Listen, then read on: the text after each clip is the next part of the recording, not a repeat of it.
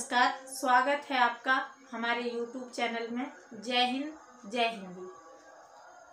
जो लोग बीपीएससी की तैयारी कर रहे हैं, 68वीं या 69वीं, आगे जो भी बीपीएससी का एग्ज़ाम वो देने वाले हैं, उनके लिए कुछ कहने आई हूँ। आप लोग ये ना सोचें कि अब 68वीं फरवरी में होगा या मार्च में होगा तो हम अभी प्री पढ़ लेते हैं, फिर हमें समय मिलेगा तब हम मेंस की तैयारी करेंगे। तो नहीं, युद्ध की तैयारी युद्ध से पहले की जाती है, युद्ध होने पर नहीं। आपको जो तैयारी करनी है वो सामरिक रणनीति से करनी है।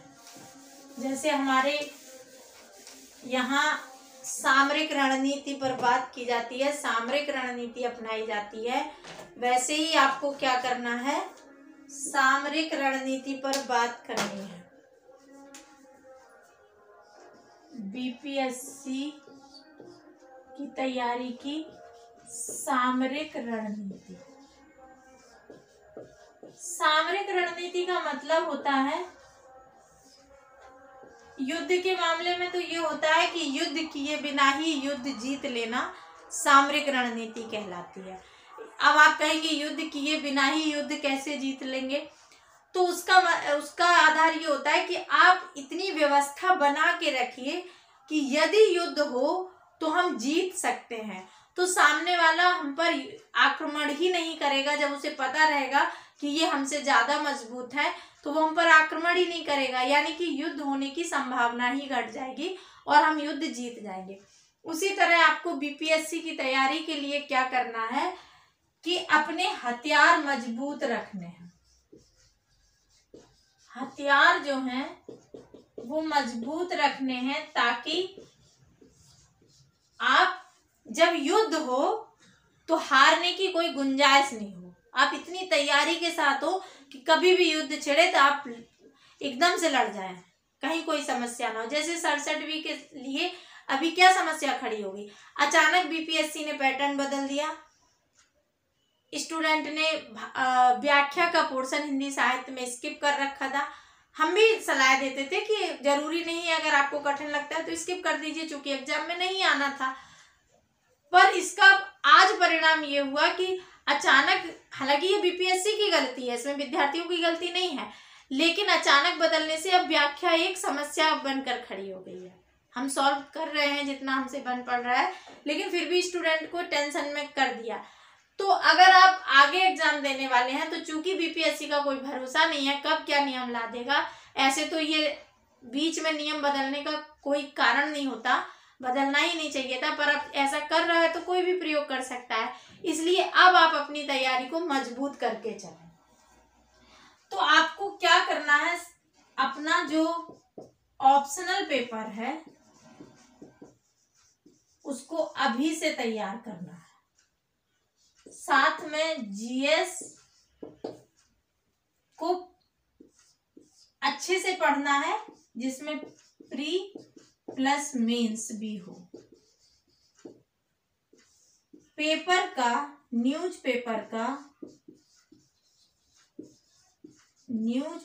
का एडिटोरियल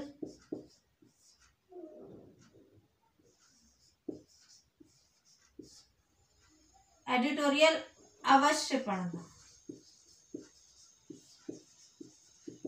इससे आपको भूमिका और निष्कर्ष लिखने में बहुत सहायता मिलती है। कुछ अच्छे शब्द आपके वोकैब में जुड़ जाते हैं जो आपको पता भी नहीं चलते हैं। आप लगातार पढ़ते रहते हैं, धीरे धीरे आपकी वोकैब मजबूत होती जाती है, अच्छे अच्छे शब्द आपकी भाषा में सम्मिलित हो जाते हैं जो आपको पता नहीं चलते हैं। भले आप उन्हें लिखे नहीं, पर पढ़ना अवश्य है।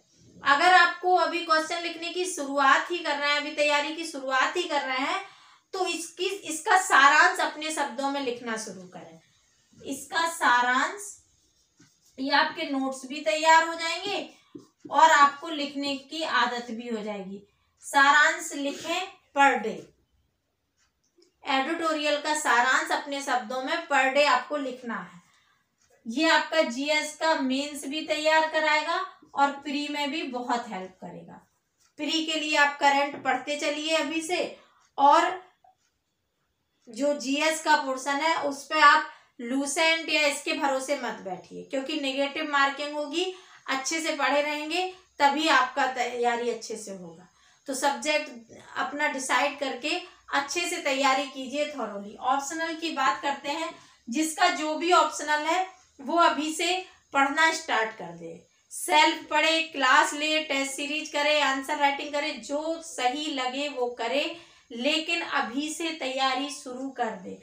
जिनका हिंदी ऑप्शनल है, जिनका हिंदी ऑप्शनल है, हिंदी लिटरेचर, उनके लिए हम 2 जनवरी से क्लासेज स्टार्ट कर रहे हैं, बैच स्टार्ट कर रहे हैं। अगर किसी को एडमिशन लेना है तो वो हमारे जो हमारा नंबर है 7277771065, इस पर कॉल या व्हाट्सएप करके इसकी जानकारी ले सकते हैं और एडमिशन ले सकते हैं। इसमें आपको हिंदी लिटरेचर में पूरा सिलेबस व्याख्या सहित कराया जाएगा, बीच बीच में टेस्ट भी कराए जाएंगे, नोट्स भी उपलब्ध कराए जाएंगे। ये ऑनलाइन बैच है। अगर हमने ऑफलाइन शुरू किया तो आप लोगों को ये सुविधा रहेगी कि आप ऑफलाइन में भी आ सकते हैं। यदि आप अभी एडमिशन लेते हैं इस बैच में, चूंकि आप लोग पहले बैच के स्टूडेंट होंगे, तो ऑनलाइन के बच्चों को ऑफलाइन में हम आने की अनुमति दे देंगे यदि हमने ऑफलाइन शुरू किया तो। ऐसे हमारा अभी कोई निश्चित विचार नहीं है, तो आप ऑनलाइन मानकर ही चलिए, ऑनलाइन के लिए एडमिशन लीजिए। अगर आप हिंदी लिटरेचर को डिटेल में पढ़ना चाहते हैं, अच्छे से पढ़ना चाहते हैं, तो आप यहाँ एडमिशन ले सकते हैं। हाँ, आंसर राइटिंग भी 67वीं की चल रही थी, अब समाप्त होने वाली है। उनको मॉडल आंसर दे रही हूँ चूंकि अब समय कम बचा है। लेकिन 68 के लिए जो लोग आंसर राइटिंग करना चाहते हैं, डेली आंसर राइटिंग, जो लोग डेली आंसर राइटिंग करना चाहते हैं वो व्हाट्सएप के माध्यम से कर सकते हैं। मंडे से हमारा बैच आंसर राइटिंग का शुरू हो जाएगा, इसमें एडमिशन होने लगे हैं। अगर आप डेली आंसर राइटिंग में एडमिशन लेना चाहते हैं तो ले सकते हैं। डेली आंसर राइटिंग की फीस वही है 1500। तो आप वहाँ डेली आंसर राइटिंग में एडमिशन ले सकते हैं। मंडे से आंसर राइटिंग शुरू करवा दी जाएगी, तो आपके पास कल परसों 2 दिन का समय है, आज का भी है। आप एडमिशन ले लीजिए ताकि आपके प्रश्न न छूटे और आप अभी से आंसर राइटिंग करें। बाद में क्या होता है, पहले आप लोग लिखते नहीं है, फिर प्रेशर में आ जाते हैं। हमारे लिए भी प्रेशर बढ़ता है। 67वीं में पहले लोगों ने लिखा नहीं, फिर बढ़ गया, तो अब हम सारे मॉडल आंसर दे रहे हैं, लेकिन फिर भी आप उतना लिख नहीं पाए ना। इसलिए अब प्री और मेंस के लिए रुकने की जरूरत नहीं है, अभी से लिखना स्टार्ट कीजिए और मेंस तक ये आंसर राइटिंग का प्रोग्राम चलता रहेगा। तो अगर आप इसमें एडमिशन लेना चाहते हैं तो आप कांटेक्ट कर सकते हैं। धन्यवाद।